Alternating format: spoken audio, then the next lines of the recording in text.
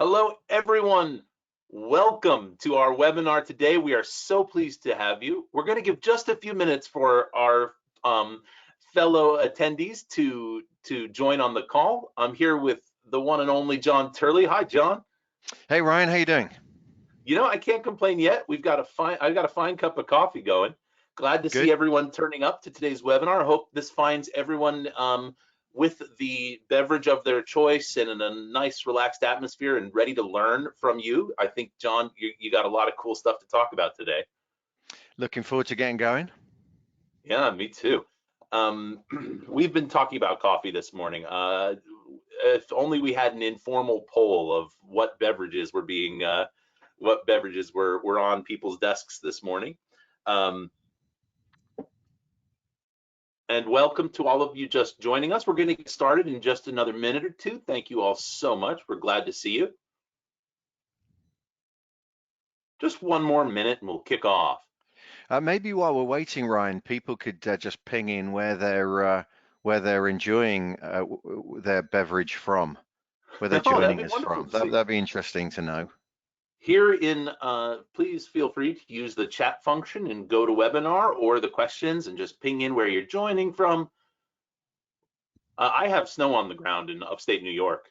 No So, April 22nd, snow on the ground, absolute insanity. And that's Sorry, just how man. it goes. I got sunshine and blue skies. Isn't that how it is? Sorry. But you know what? I'm not going to let it stop me from enjoying today. We're still going to have a good time. All right. I believe we'll go ahead and kick off. We've got some people still joining, but welcome to everyone. Thank you so much for joining us for today's session. John Turley will be presenting how to develop an agile mindset. During the presentation, John's going to continue uninterrupted, but please, if you have questions or if there's a topic that strikes you as important, drop it into the questions area of GoToWebinar or the chat, and myself or the wonderful Mr. Hugh Davey, who is running the webinar today, will take your question, and we'll have plenty of time afterwards for question and answer with John. So without further ado, Senior Digital Transformation Consultant, John Turley. Thanks, everyone. Thanks, Ryan. Hello, everyone. I hope you're all well. I can't see a soul. I'll talk to you, Ryan. I'll pretend I'm just talking to you. So hello, thank you for joining us for our webinar. I'm really excited to be here today to talk to you about the people part of the sort of people processes and tools triumvirate. I am super excited to be here. I'm always excited to do this presentation. It seems particularly exciting, I guess, to do it now when we're all struggling with this lockdown thing. The reason I'm normally so excited, even under normal circumstances, about delivering this presentation is that over the 30 years that I've been in IT, we seem to have spent so much of our time talking about people and about tools, technology. And when we're not talking about technology, we've been talking about methodology. And only then do we get around to talking about people, how we think, how we interact with the world, how we make sense of the world. And yet we know that it's the people that create the value. So thrilled to be talking about how to develop an agile mindset. But I am, of course, getting ahead of myself. As Ryan has said, my name is John Turley.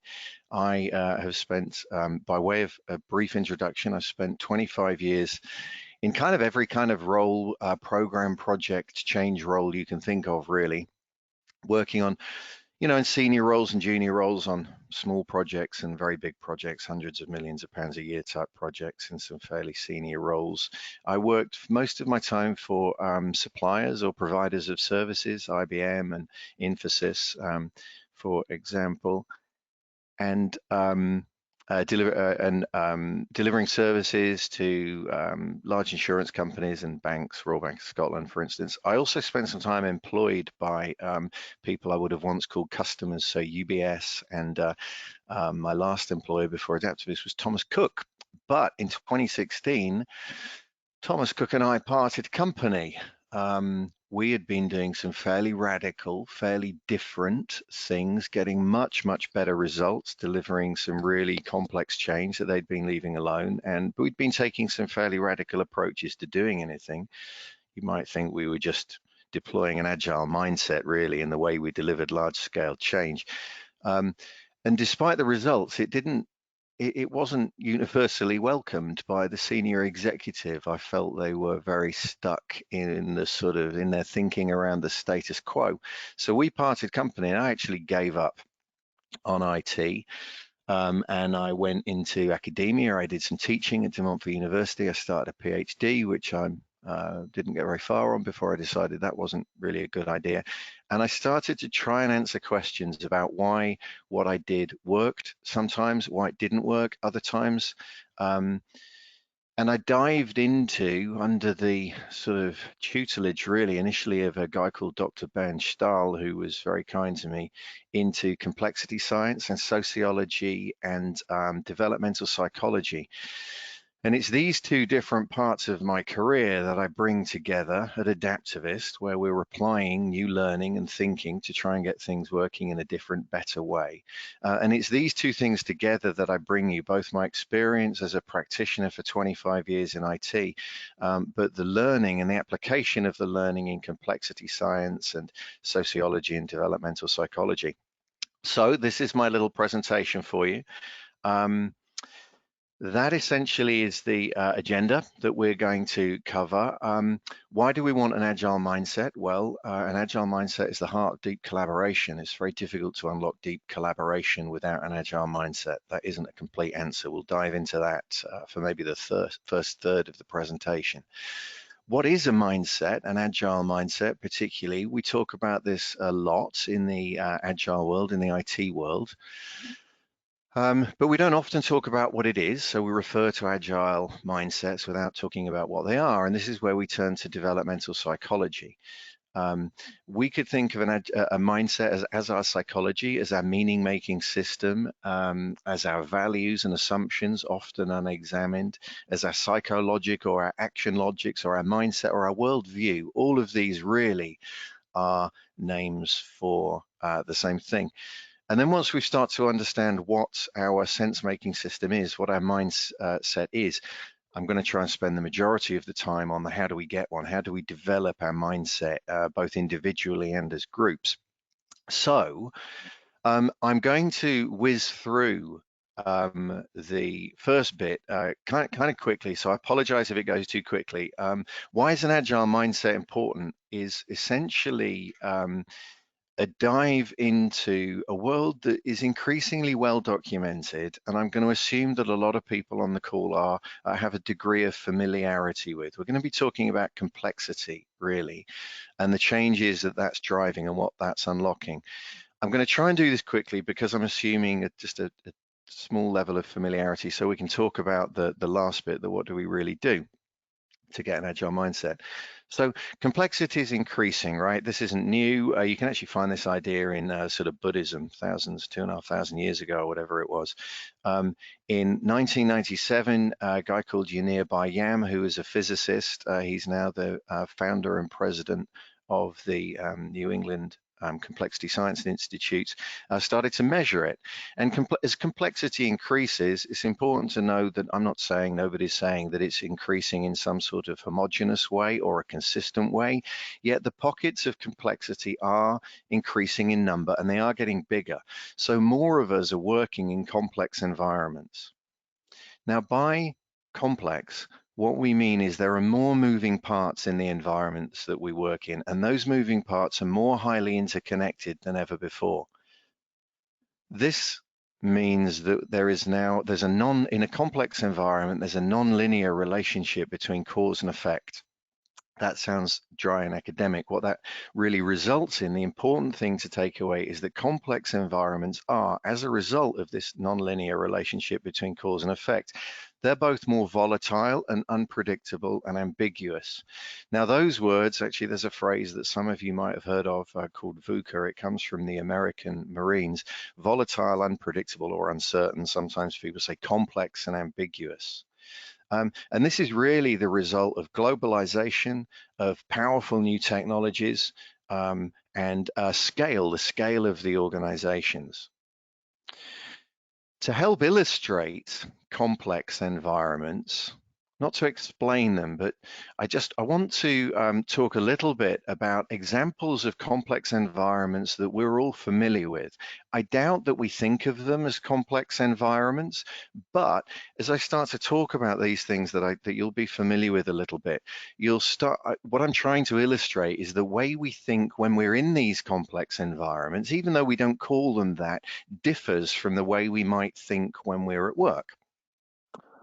So the first example I want to talk about is a river.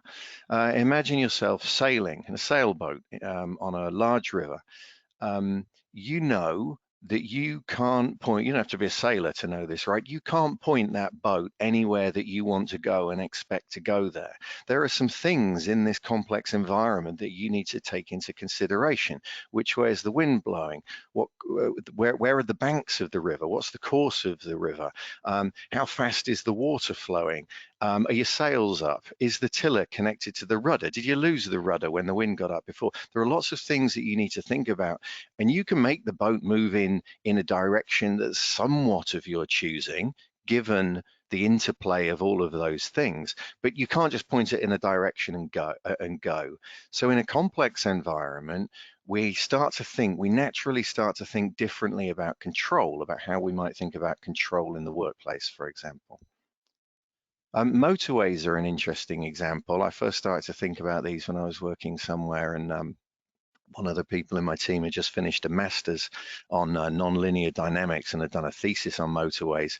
We know that motorways, everybody expects the motorway to be volatile and unpredictable and ambiguous. It's volatile in the sense that the traffic can be moving perfectly well, and then it can come to a grinding halt. And then when the traffic starts again, you notice that there was no accident, there was no road closure, there was nothing that appeared to stop the traffic other than the traffic itself.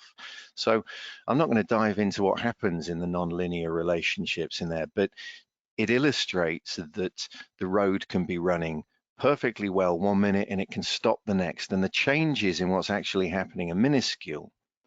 So we know that they might be volatile. We know they're unpredictable. We know every day when we drive to work or we drive down the motorway, more likely, the traffic could be very different. And that's because one driver could come out on one day completely unpredictably, drive at a particularly slow pace, and the impact of that as it ripples through all the movements of all the cars on all the bits of the network has kind of a knock-on effect.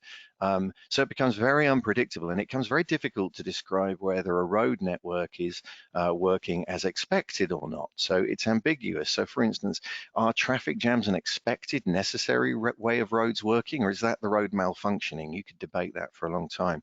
So as we think about motorways, we start to see maybe that we're used to volatility and uncertainty and ambiguity in some complex environments.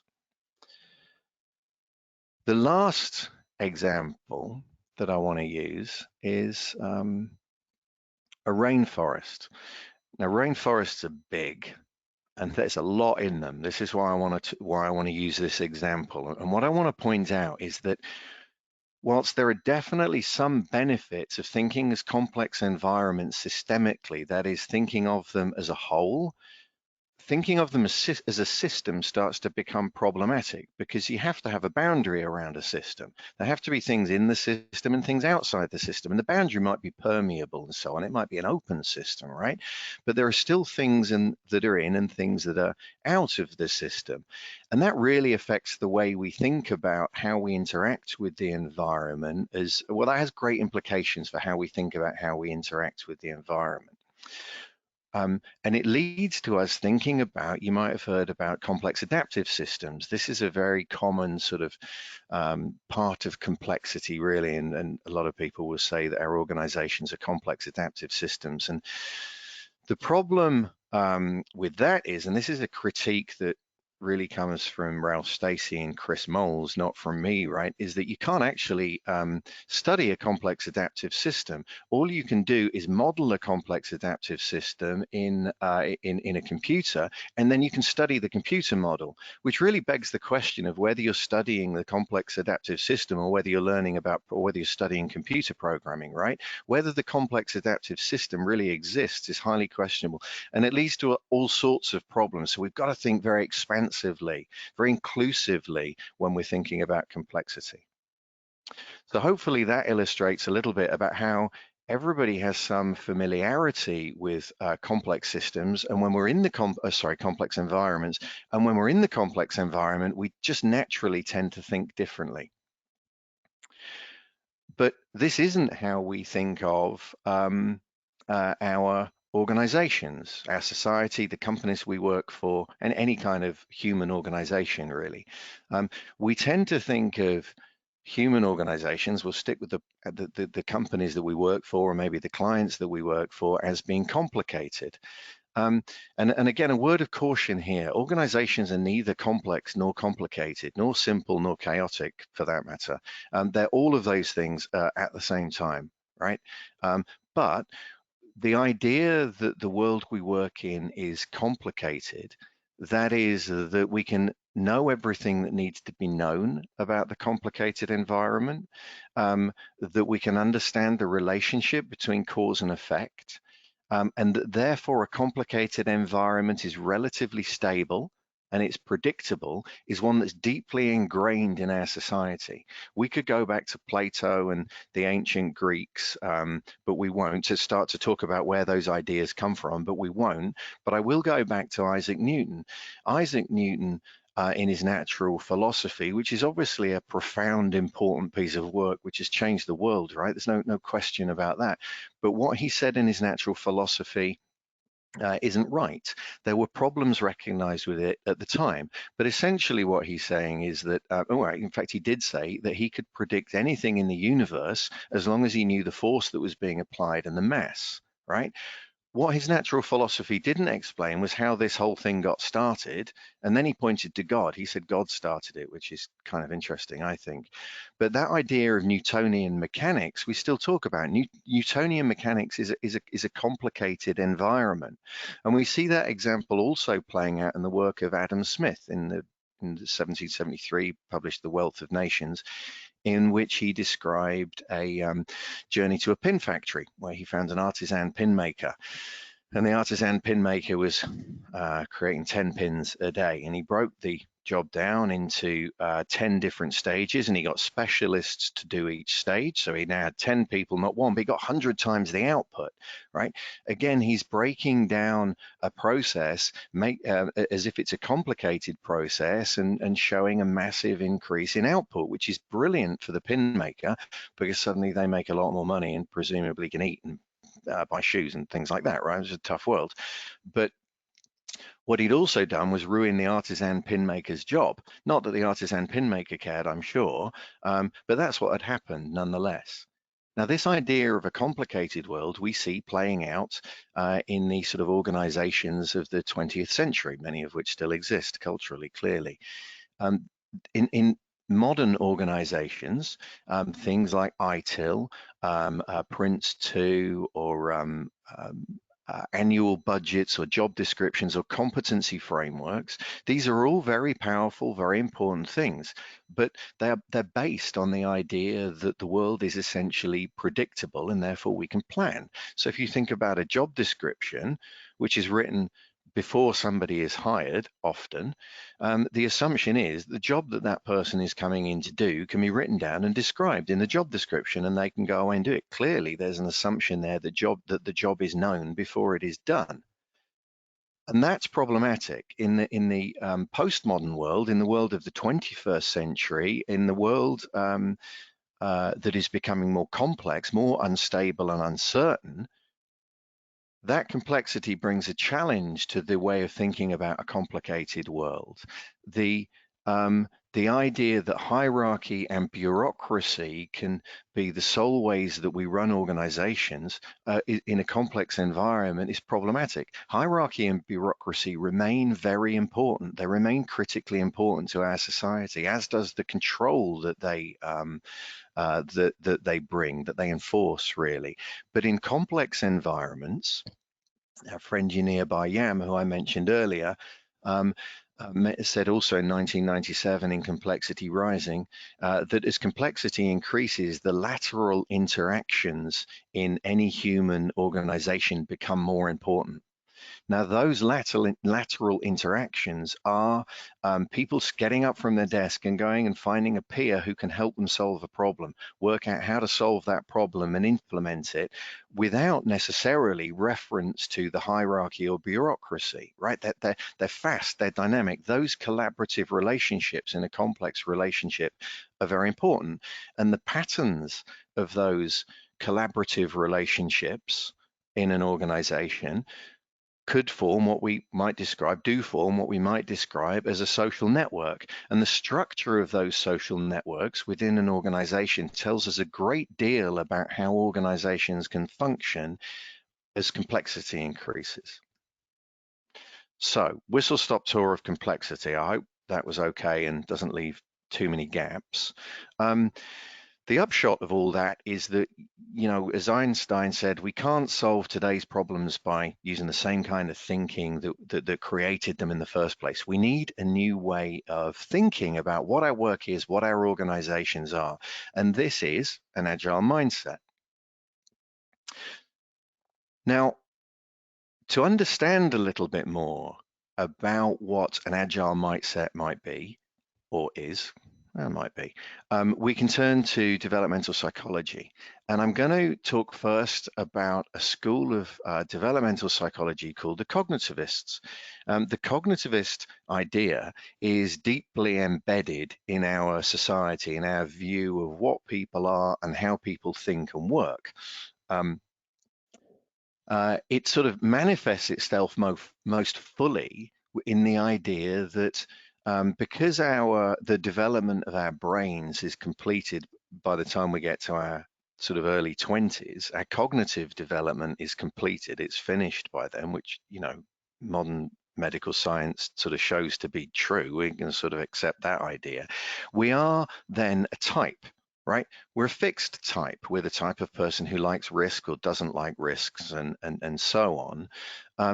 And this really stems from the idea that whilst there is obviously a developmental framework that we go through from, let's say, the moment we're born to our early 20s, which was studied by a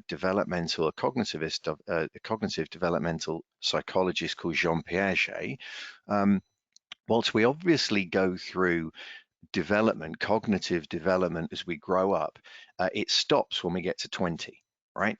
And that work was picked up in sort of the mid 80s by the likes of Bob Keegan and Lisa Leahy. They worked together. Bill Talbot in a separate piece of work, and Susan Cook-Greuter, who are constructivists. So we move from cognitive developmental psychology, in which the brain is essentially an organic computer that gets its input through its 5 senses, and as long as it's working properly, in inverted commas, it'll take a fixed set of inputs, do something sensible with it, and produce a fairly predictable fixed set of outputs. Now, it sounds ludicrous when I put it so simply, yet every time I've explained something to somebody and they've not understood and I've got frustrated, or more likely I've explained it a couple of times in different ways, and by the time I get to the 4th or 5th time of trying to explain whatever it is, I figure I've got the explanation right. If they're still not understanding, my frustration flares a little bit, and I might use language like, this person just doesn't get it, right? Then I'm speaking from the point of cognitive psychology. I'm saying this person doesn't get it, like their organic computer is malfunctioning somehow. I've taken care of the inputs, therefore, if they were working properly, the outputs would be right. And that's a very simplistic and problematic view.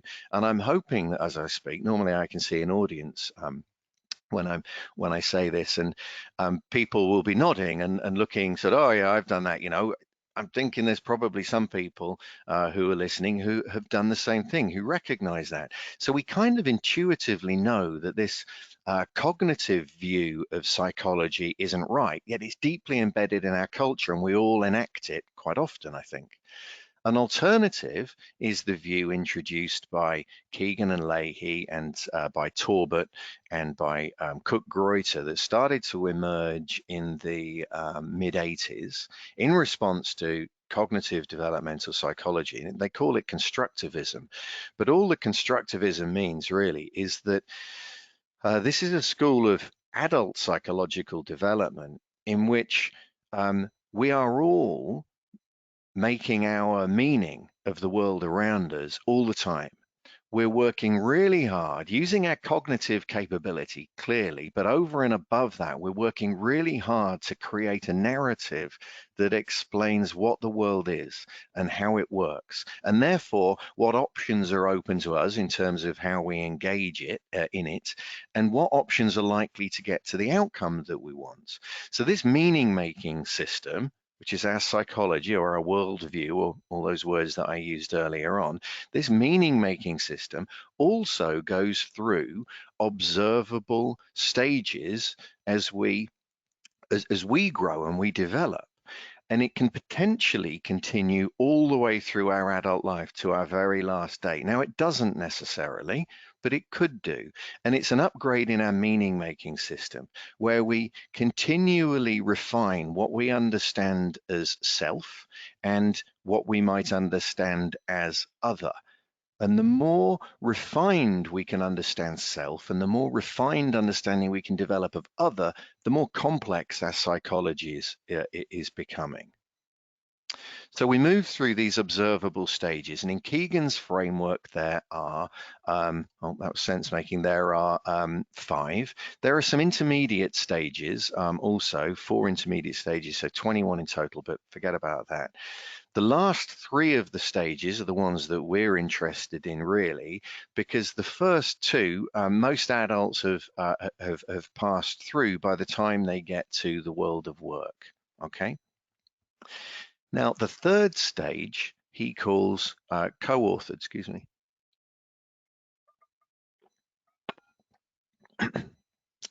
So a co-authored mindset, which Keegan also calls a socialized mind, is a mindset that I'm certainly familiar with. I remember this one.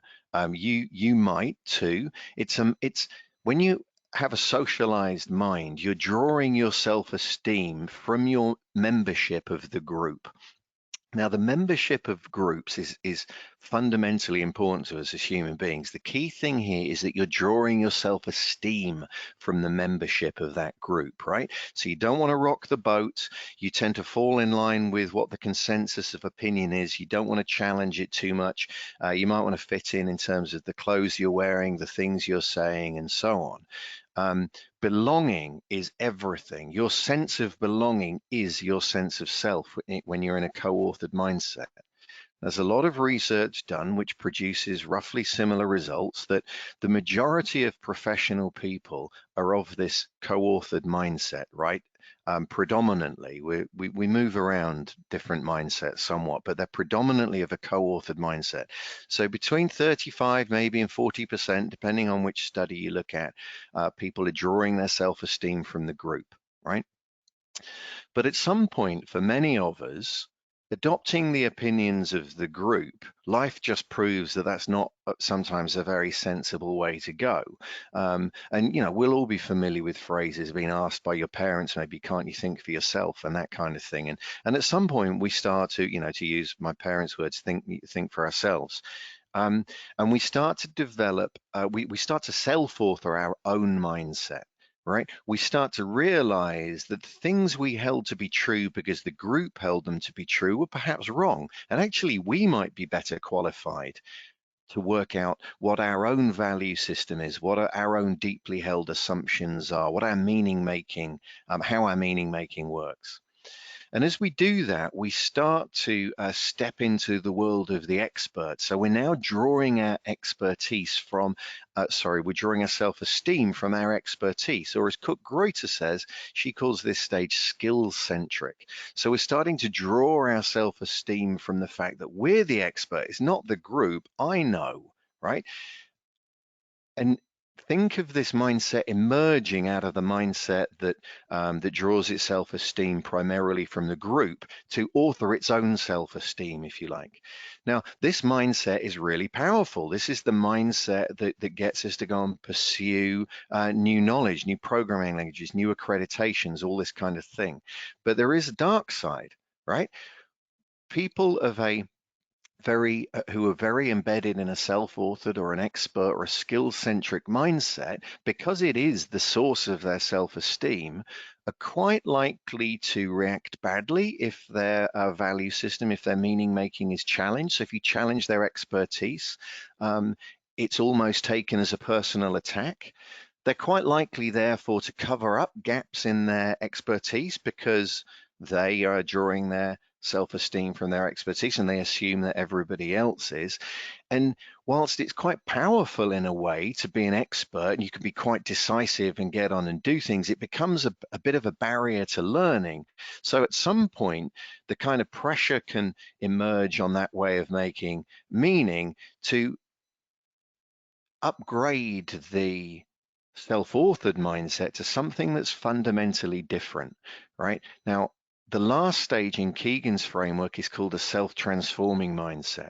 And what starts to happen as you develop a self-transforming mindset is that you are learning how to adjust your own meaning-making system based on what's going on around you. You've started to realize that the world is a very, very complex place, and your expertise alone isn't enough to guarantee success. In fact, your expertise has to be merged with other people's expertise to create value, and that's a complex undertaking. And these people who you need to interact with, they have their own ways of making their own meaning. And once you start to realize that they have their own ways of making their own meaning, you can start to put yourself into their meaning-making system once you have a self-transforming mindset and adjust your own mindset on the basis of that very recursive interaction. So the self-transforming mindset is just what it says. It's self-transforming. It becomes responsible for its own psychological development. It becomes responsible for its own operating system upgrades, if we think about the psychology, meaning making as an operating system. Now, the research shows that about 30% of people have a self-authored mindset. So that's the majority of people. We've got 10 or 15% who aren't yet co-authored, 35 or 40% that are co-authored, another 30 or 35% are self-authored. Only, let's call it, 20% of people ever make it to a level of psychological complexity that Keegan would recognize as being self-transforming. Okay, and this is where the mismatch is between the complexity that's in our environment and our psychological complexity.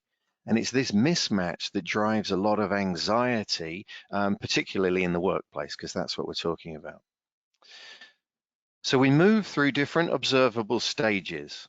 And the critical thing about that, and forgive the cliched metaphor I've been told this is, which was excellent feedback, which I very much appreciated. Apparently everybody has a slide of this guy Neo, right? What does a self-transforming mindset or an agile mindset allow us to do? It allows us to see the world in a different way. It allows us to see the bullets coming more slowly.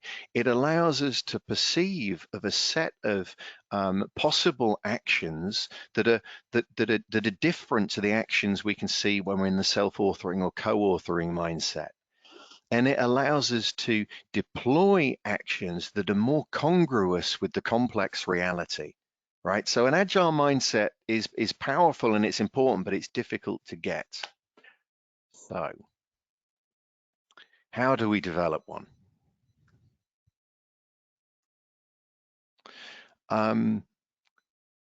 This is what we're doing in Adaptavist. We are borrowing from all the knowledge and learning that I just talked about, and we're applying it in our organization and in our clients' organizations to help them become flatter, faster, and more dynamic, to help them become more agile. And we're doing it by creating something called a deliberately developmental environment. That's the language that we use. That's the language that I use. It comes from Keegan and Leahy and a guy called Michael Hammond. And in a deliberately developmental environment, we are very, very focused on getting real work done. We are just as focused on getting real work done in a deliberately developmental environment as we are in any other environment. Clearly, getting the work done, getting the right output is critically important. However, what we're also interested in is how we go about doing the work. Right? How do we think about what the work is? What's our individual mindset? And possibly even more importantly, how are our developing mindsets interacting with other mindsets in the deliberately developmental environment so that we can all move forward together, so that we can start to unlock real deep collaboration, right? So yes, we're interested in the outcomes of the work that we're doing, but we're also interested in learning about better ways of doing the work at the same time. And by approaching the two things, we're putting the learning back in the flow of real work, which is important. That has some massive benefits. So in order to build a deliberately developmental environment, by which we unlock the potential for people to choose to take steps towards developing a more agile mindset, we believed, past tense, I believed when we started out on this journey that we needed to do four things. And we do need to do these four things. These are four important things in a deliberately developmental environment. But what we've learned is that they're not enough. Okay. So one of the things that we need to do is we need to bring a diverse group of people together. Diversity is really important because we want them to be looking at a problem, a real problem that is complex, that can't be understood by one person looking at the problem from one perspective. We want it to be so difficult to get our heads around what the problem is that multiple people have to bring diverse perspectives together and together work out how to unlock a definition of what this complex problem is. Once we've got this sort of interpersonal nature of the group happening, people can really start to collaborate on what solutions are, and the collaborative solutions or actions that we come up with to resolve these complex problems, these real business problems, are way beyond anything that any of the individuals could come up with on their own. So the complex nature of the problem is really important. That interpersonal nature of the problem is really important. The problem must be salient to their day-to-day work, right? It must also, more importantly, be meaningful. So it's got to be something they care about. So how to make the organization a happier place in which to work would be brilliant. Lots of people would feel very engaged emotionally with that. It'd be very important to them. And we have to get people out of their comfort zone a little bit. If people are working within their comfort zone, and I'll rephrase that a little bit. By comfort zone, I mean their developmental edge. If you're within your comfort zone, you're within your existing meaning-making system. We need to get people out of their comfort zone where their way of making meaning in the world is challenged somewhat. So they have to start to think about things differently with the support and help of other people in the deliberately developmental environment. Because although we want people out of their comfort zone, we don't want them so far out of their comfort zone or out their comfort zone for too long that their anxiety levels go up. A bit of anxiety is useful, but not so much that it becomes problematic. So people need lots of support when they're out of their comfort zone, and they need to be able to get back in their comfort zone whenever they want to. That's super important. Now, those four things are all necessary for a deliberately developmental environment, we're finding, but they're not sufficient. There's something missing. Sorry, I forgot to press the buttons at the right time. So the missing thing I'm going to come to when we start to talk about creating the deliberately developmental environment, which here I called a counterculture, but in order to create this deliberately developmental environment, we have some tools and practices that we've started to employ that are really beginning to unlock autonomous action, collaboration, and innovation at something in a way that we believe we can scale. The first thing we did is start to map the social networks that I mentioned earlier. If we map those social networks, we can start to see the structure in them. We can literally start to measure how the level of collaboration, the amount of collaboration across the organization. Now, we're not really measuring collaboration, we're measuring proxies for collaboration. So those proxies for collaboration might have been in the survey that I mentioned. If I say I go and work with Ryan to solve a problem, we'll assume a collaborative relationship there. But the number of ties between people, the number of connections between people, we could take to be an indicator of the amount of collaboration. Now, in very operational environments, a relatively low amount of collaboration is fine because collaboration has a cost that goes with it. But as complexity increases, more collaboration is needed. So if we can start to monitor the level of collaboration that we think is occurring, we can start to see whether, we can start to measure whether we're making the organization flatter and faster and more dynamic, essentially, whether it's becoming more collaborative, which we would take to equal more dynamic. We can also start to see whether the network structure is likely to unlock emergent innovation.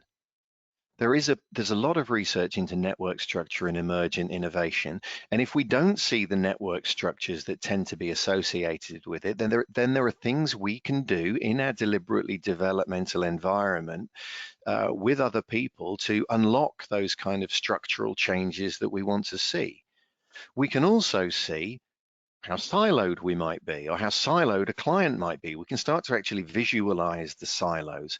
More importantly, we can start to visualize the weak points between the silos. Where are there outbreaks of collaboration, of cross-organizational collaboration starting to emerge already, and how can we encourage those?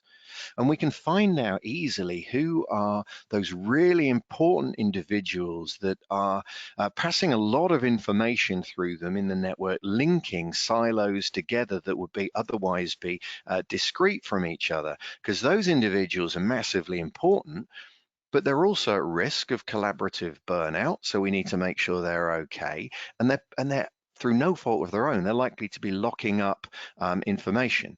So we started to study the social networks based on surveys, but also based on data that we could suck out of Slack or Confluence or Jira or Azure or whatever you like, really, to map those networks real time. And that informed what we were doing and helped us measure the change that we were making.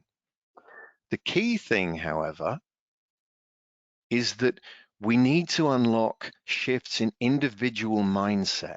We know, do we not, that if people keep thinking in the way they've always thought, any change in the way they behave can only really be done through sort of the application of mechanisms to control new processes or whatever, and them choosing to comply. And there's not very far you can go with that when it comes to unlocking innovation and collaboration, right?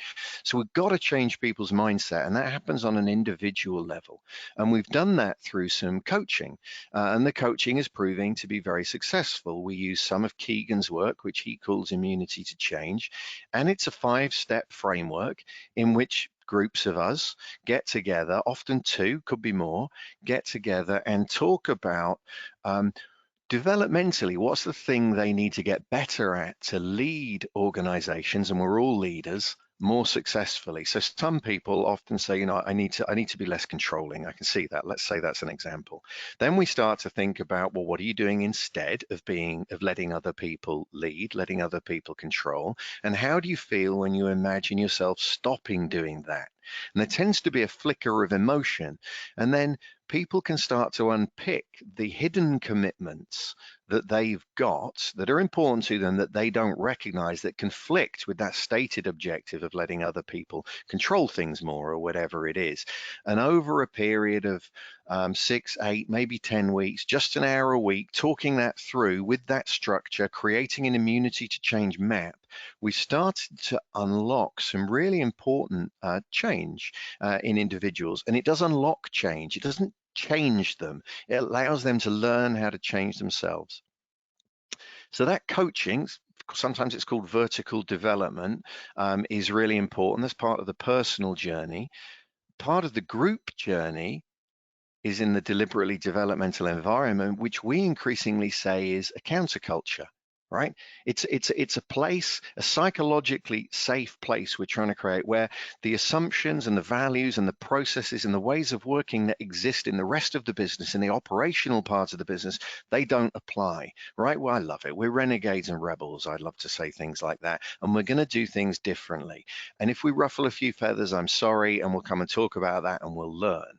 Right? So there's a counterculture, but you can invite people into this counterculture. You can tell them we're going to do those things, 4 things on the previous slide, and they can collaborate and unlock change and go on this developmental journey. But what we found is they don't. They didn't step in when I thought they would, when they have in other organizations, and I was surprised.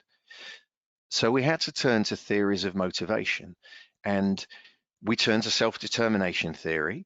And we started to think about one of the universal basic psychological needs in self-determination theory, which is autonomy.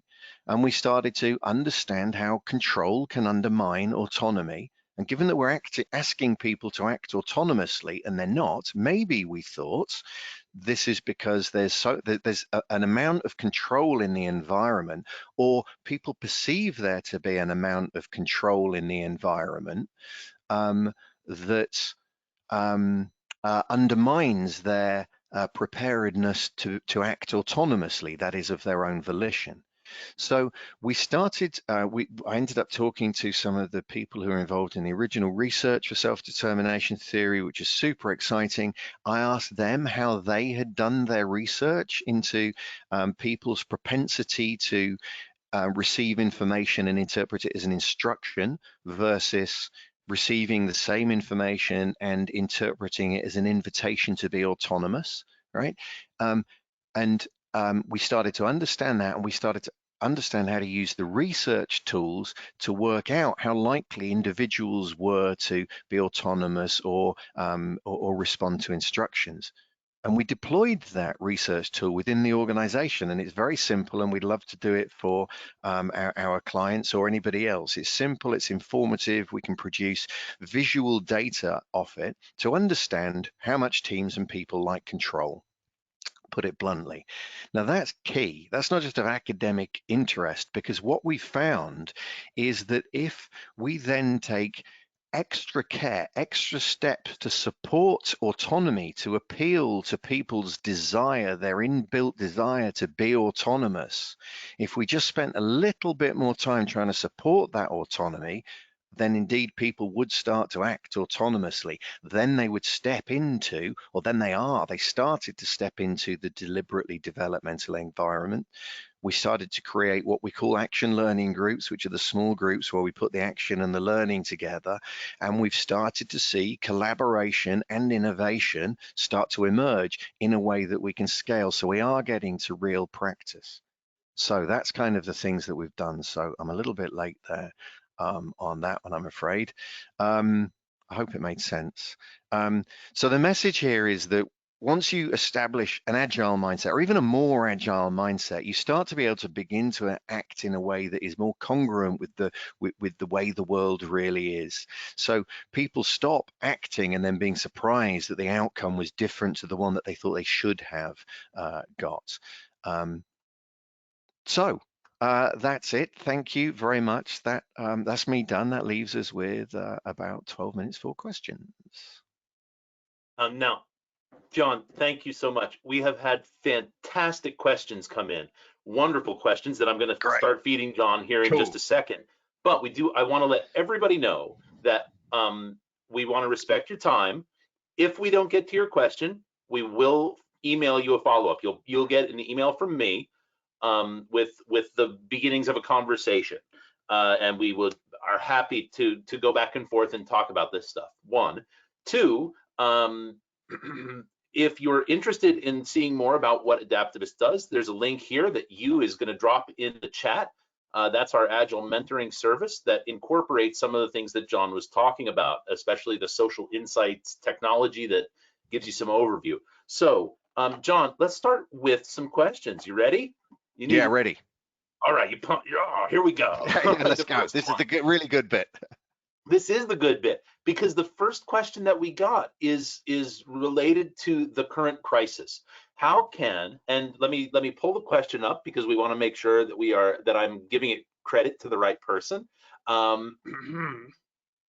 Just a second. All right, from Dakar, how do we incorporate or adapt this agile mindset when it comes to the current pandemic? Um, how can the agile mindset help us in times like this? It's an awesome question. And we've been thinking about it a lot, right? Because we're deeply concerned that as everybody becomes remote, that feeling of isolation is going to undermine people's well-being. That's why the question's asked. So some of the things I said about self-determination theory are key here. I mentioned that there are three universal basic psychological needs. This is sometimes some of this is a little bit controversial with psychologists, but there's a lot of research into this. And one of those basic needs is connectedness, right? So we need to feel that we're connected to other human beings in a very real way, right? Not in a transactional way, just swapping a bit of information or whatever. We need to engage in what we talk about as being an authentic dialogue, right? So it's authentic in that we're talking about the things that really matter to us. And it's a dialogue in that it's not me in my expert mindset telling you what you need to know. It's us exploring what we both know. Now, that really happens most effectively when you get to, an agile mindset. So exploring what other people want to know for everybody, for the benefit of everybody's learning, is where we generate that real human connection. And that often doesn't happen in the workplace because we're too busy operating. In a deliberately developmental environment, it's key, right? Now, when we're all in the office together, or at least many of us are, or maybe lots of us go to the office a couple of times a week or whatever, we can rely on coincidences that occur because we're co-located to unlock those opportunities for that authentic dialogue, right? So that's why in lots of the agile community, people say, oh, to do agile properly, you need to be co-located, right? Well, you don't. Guess what? You really don't. But you do need to engage in this authentic dialogue. And that happens by coincidence if you're face to face. When you're remote, we need to be much more deliberate about it, right? So put some time in your diary to phone somebody up. But when you ask how they are, don't do it in that way we often do it, where it's just a greeting and we don't really care. Inquire. I joined a meeting with somebody the other day who'd been in the organization for a couple of months, and we started chit-chatting as you do. And I thought, I don't know, I thought she just looked a little bit shaky. So I just explored how she was feeling, what was going on in her world. We talked for about 45 minutes of an hour's meeting about her and how she was, and then 5 minutes about the business. But the business doesn't really matter, right? Because if we're not healthy, it's a problem. So engage with people in that authentic dialogue, which is best done from an agile mindset. Wonderful. Another question from Natasha, and this is actually one that's come up a couple of times. An agile mindset and a growth mindset, are they the same? No, I don't think they are. The growth mindset is an important idea. I can't remember who first started to write about it offhand, but the idea of a growth mindset doesn't occur in any of the frameworks that I've been talking about. However, the idea of growth does. Right? So the idea of psychological growth, a growth mindset, what we mean by a growth mindset, is a very important part of, guess what, every mindset stage. So there's definitely some similarity and overlap, and this is about a journey of growth, and your mind has to be open to that psychological growth. So I don't know if that was a yes or no answer. There's definitely some overlap though. Okay, so they're not the same. Great. They're Another not the great same. question and Natasha, thank you so much for these fantastic questions. Lee Vygotsky's scaffolded learning seems in opposition to reflective or self-transforming learning. How do you reflect or discover what you don't know? Oh, wow. Okay, so the name that was mentioned there, Lee, somebody other, I'm not familiar with that, but the question is, I can still do the question. It's a difficult one to get your head around, isn't it? Okay, so here's one example of how you might do it, right? Let's say you go to you're in a meeting and the meeting doesn't go very well, and frustration levels get high and tempers get frayed, and you get into that frame that I've certainly got to in meetings, and other people go into meetings with me, where you kind of then just go through the motions and walk away without blowing anything up. Right? It's very, very difficult in the moment of that meeting to be reflecting at the same time on what's going on, the same time as you're engaging. So you know there's something happening that you don't know, but probably you can't even get past your own frustration and your own anger to examine what it is. So there's something you don't know. How the hell are you going to find it? Here's how. Once the frustration and the anger have subsided, which might take a little bit of time, sit down and reflect on what you think happened, right? Honestly reflect on what you think happened. And that reflection will take some time the first time you do it, right? But who knows what you might come up with? Maybe something, maybe nothing. But the next time you get into a situation, not necessarily that meeting again, but a situation that doesn't turn out as you want, after the frustration and the anger has subsided, which I predict will happen a little bit quicker than it did do the first time because you're practicing it, reflect again. And your reflection might uncover something. It's more likely to because you're practicing reflection. Now that the time then taken between the event and the reflection and then the learning shortens, right? Shortens. And so that's a developmental practice that you can put into play to start to tease out the things that you don't think you know yet. Because you know what? You know a lot of things that you don't think you know, or you don't recognize that you know. You just need to sort of pull them out, the bit of your psychology that is still sort of shrouded in mist and fog, right? In the language of Keegan, that you're subject to, and you need to learn to hold them as object. But as you draw them out in that reflection, you'll get quicker and quicker until you actually find that you can do it in the moment, and boom, that's your self-transforming mindset. I mean, I'm not saying achieving it is that straightforward, but there's one practice. I hope that helps. No, that's great. James Hanna asks, is there a tipping point where having too many individuals actually makes solving a problem more difficult with the clashes of opinion and options? Yeah, there must be, James. I don't know what it is, but we don't like to launch action learning groups with more than 6 people for that exact reason. But you've got to think about who those people are, right? How likely are they to collaborate in the first place? So if you've got a lot of experts in the room, it's going to kick off, right? Because everybody's everybody's going to be putting their expertise in the middle. What you really want is lots of collaborators, people who just naturally seem to have an interest in how other people think and what they're doing. And then if you've got the right balance of collaborators and experts, or achievers and experts in Torbert's language, then you can start to play with things.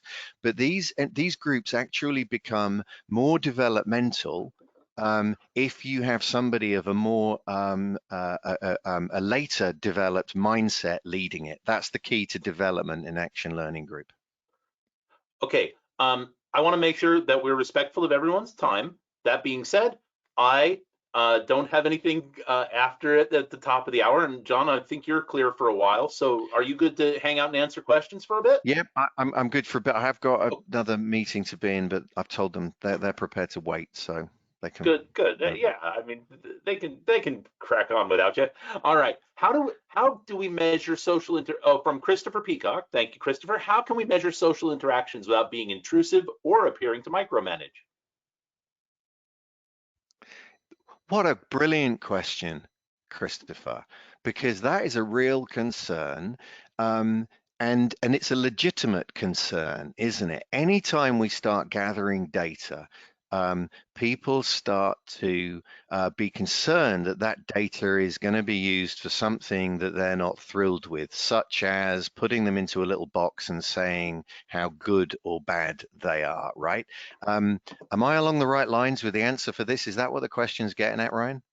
I think when we're talking about social insight, we're speaking about social insight, seeing the graph and getting individuals to tell you how collaboration, what it looks like.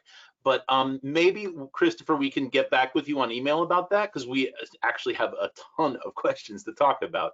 But I Well, want to make sure that we're. let me just finish off because I didn't quite listen to the question clearly enough, which is why I asked. But it's about trust. Whenever you're gathering data, it's about trust, right? Take it anonymously, maybe share it, tell everybody what you're doing. Those obvious things, and that's a lot harder than it sounds, because if you're sharing very openly, the likelihood is somebody's going to say something that you're not comfortable hearing, and you've got to be ready for that. Now, again, the agile mindset, somebody of a later developed mindset, is going to welcome particularly the difficult, prickly feedback that they get. So just be open about it and develop some trust, because it is a tricky issue. Sorry, I hope that answered the question. Yeah, and if not, we will definitely follow up with you. Salvador Cafali asks an interesting question here. When leading a virtual team, how do you change people's mindsets in a virtual team when the team members report to other departments? And my first thought was, you can only nudge people down the road. You can't change them, but I'll let you Correct. take that.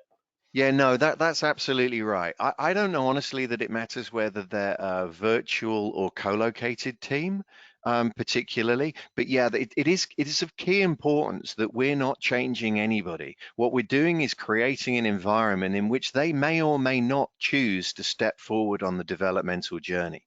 One of the things that I didn't say is that upgrading the operating system, as it were, has a cost.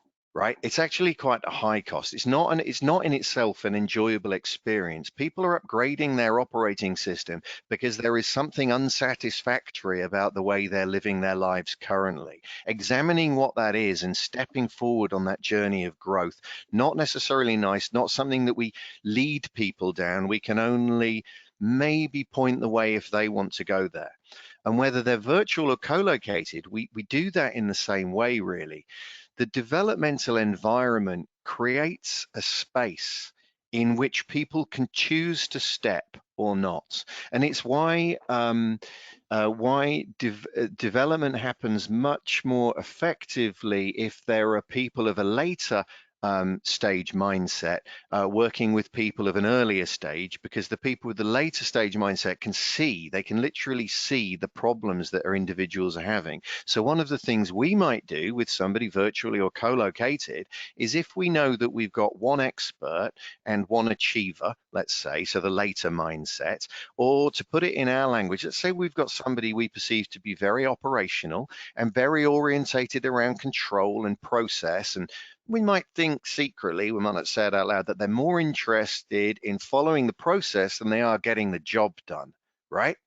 Let's pair them, virtually or otherwise, with somebody who might be seen to be a little bit of a renegade, a little bit of an agile person who might be horribly categorized as not wanting to plan and all of those kind of things. But if they both realize and have the right support, if they both realize why they're being asked to work together, and they do it in this authentic dialogue, then in the end, maybe if they so choose, they'll start to see each other's perspective, or more accurately, the expert orientated person will start to see the achiever's mindset. The operational person will start to see the agile mindset a little bit more. And then you're just leading them on that developmental journey. No, you're not. You're creating that space in which they can step if they want to, right? Also, the coaching. I do a lot of the coaching now online. Right. And it is problematic, but we can do it a virtual team just the same. And it doesn't matter who they report to. Nice. I think this is a fantastic, fantastic question from Sarah Cox. Can you give any advice about how we sorry, Sarah. Can you give any advice about how we as individuals can start to reframe or interrogate our beliefs about our work environment being very controlling or risk averse, so that we can get more comfortable working differently and starting to innovate? Do you know what? I know a lady called Dr. Sarah Cox. I wonder if this is her. Don't know, because that's a brilliant question of somebody who's thought about that a lot, right? Yeah, how can we start? So that's a little bit like an earlier question, isn't it? How can we learn what we don't know? You're right that we all have hidden assumptions, right? And the point of, I mean, Keegan's immunity to change, which is a framework and it's problematic in that sense, would be worth looking up, I think, to answer this question. But essentially what Keegan is saying is that we all have our stated objectives, which might be, which wrapped up in the question about how can we use less control, I think. There was something like that in the question, in our working environment, or I want to create an environment in which others choose to use less control in the working environment. Now, if that's a stated objective, what Keegan's saying is that probably we have hidden commitments that conflict with that. Now, some of the hidden commitments that people have uncovered when I've been working with them on the immunity to change coaching is that they start to recognize that, you know, I am quite operational, and being perceived to be the expert, the person having the answers for somebody in my position is really important. So I can't really be perceived to not be the person with the answers. I can't really perceive to be the person who isn't controlling, because that's what my job is. So if I stop controlling, people will actually think I'm weak, right? Oh my goodness. So there's a real example of a conflicting hidden commitment that came up a couple of times in different coaching sessions with different people that stops us letting go of our control. But letting go of control and creating an environment in which others choose to do it is part of the agile mindset, and it is tricky. So I'd look at ITC, look at Bob's ITC. And I'd point to some articles that you and I have put together that are on Adaptavist's blog about how control is essentially a roadblock to collaboration. I mean, that might be put oversimplifying, but ways to make those things happen a little smoother. So another question from Dilip. An agile mindset allows us to see the bullets come more slowly. What are the bullets, John? This is a quick one, right? Yeah, that's an easy one. So let me try and answer with an example again, because there are no bullets, right? It's a metaphor. So obviously, I mean, I know you know that. So one of the things that I have found as I've started to do my own developmental work on my own developmental journey is that when I'm sitting in that meeting that I mentioned before, I can, as my frustration levels go up, I can recognize it very quickly, right? And I can identify it for what I didn't used to be able to. So my frustration would flare, and then all my justification would kick in about why I was right to be frustrated and even angry, and this other person was frustrating and anger inducing, right? But now what I can see happening, the bullet that I can see coming so quickly is this little flaring of frustration, and I can go, ooh, where did that come from? Why? I don't know. Doesn't seem appropriate or helpful. I'll put it down, right? That's me dodging the bullet. Great. Another COVID question from Caroline.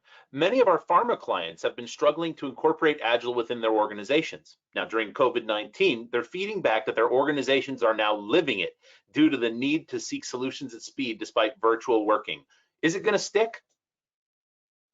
No. No, and I mean, maybe in some of your clients it will, but I think generally, my personal thought, right, is that the world's changing around us. We can see that it's really challenging our ideas of how we make our meaning in the world, and it's fundamentally challenging our ideas of control. So people do seem to be in a position where they're asking questions about what really matters, and they feel licensed to put down those things that don't matter and do the things that they feel do matter. Brilliant, right? However, unless that behavioral change is underpinned by mindset shift, when the status quo returns, I mean, I know it won't exactly, but when things go back to the new normal, whatever that is, the behaviors are likely to shift back to the new normal, just like they shifted away from it now. Okay, an American friend of mine pointed out to me in a conversation, similar conversation, that says, you know, I thought that after 9/11, I thought people would really change, and they didn't. Fair, fair. So I'm going to wrap a couple of questions that we've got that are sort of in a similar vein all together. Now, I do know, again, we're coming close to time, so I think this might be our last one. And thank you all so much for spending the time with us today. We are so grateful for you for those of you who are listening here today. But the question is basically around, let me make sure I ask this the right way. It's cultural challenges. And what if, and this comes from Martha, I'm going to put it, I'll use Martha Russell's, but I think it covers a lot of questions. How do I bring leadership into this? So what if I'm in the middle and what if senior directors are not as interested in this as I am? So I am Right. interested in going down this road. How do I get the people above me and maybe even below me to come along the journey? We've so as a middle manager, let's say, if we can use that term, so it I think is the hardest place in an organization to work, right? Cultural change can be unlocked in small pockets, for sure. If we think of culture just being as the sum total of individual mindset, right? Every group has got its own culture, and that culture morphs and changes and fluxes, right? So depending on the group that you're operating in, your culture emerges as a result of the mindset.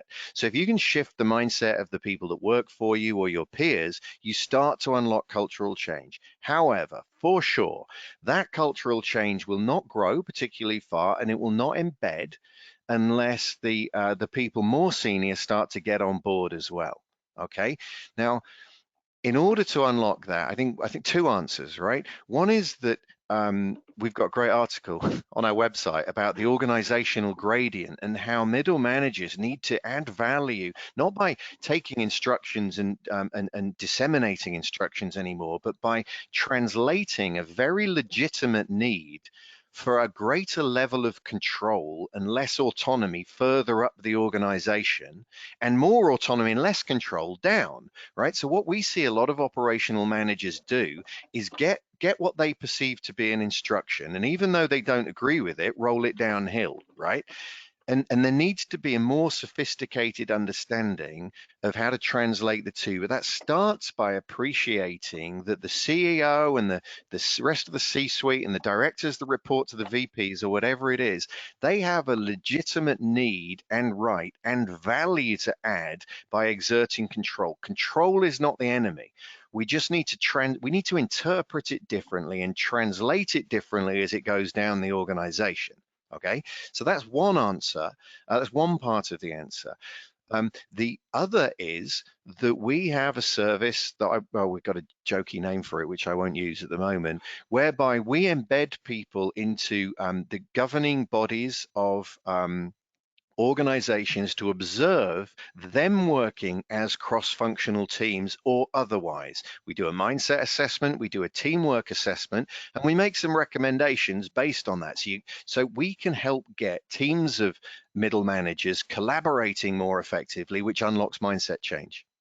Or my favorite, ITC, one-on-one coaching. I've done a lot of work with directors and SVPs and VPs who, for one reason or another, recognize that they're having a really hard time on this transition to becoming more agile, right? And they turn around and they ask for help, right? And when they do that, there isn't a lot of help around. You can go on, go and do your training course isn't really going to help. So some one-on-one coaching with people when they're ready, even at very senior levels, can really unlock radical change. And I think it's one of our big successes in Adaptavist, to be honest, is that, from sort of the C-suite right through middle management into the teams, we are unlocking mindset and cultural shift. So it can be done through those mechanisms. And we are definitely seeing some innovation as those results.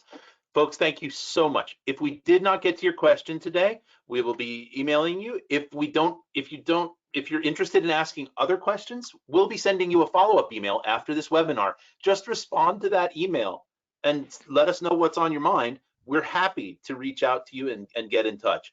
Again, for all of us at Adaptavist, we want to thank you for joining us on today's session, and we really look forward to continuing the conversation via email or on social at Adaptavist. Also, check out the articles that John's written on the Adaptavist blog and visit our website, and have an awesome day and stay safe out there. Thank you all so much. John? Thank you so much. Thank you very much. Stay safe.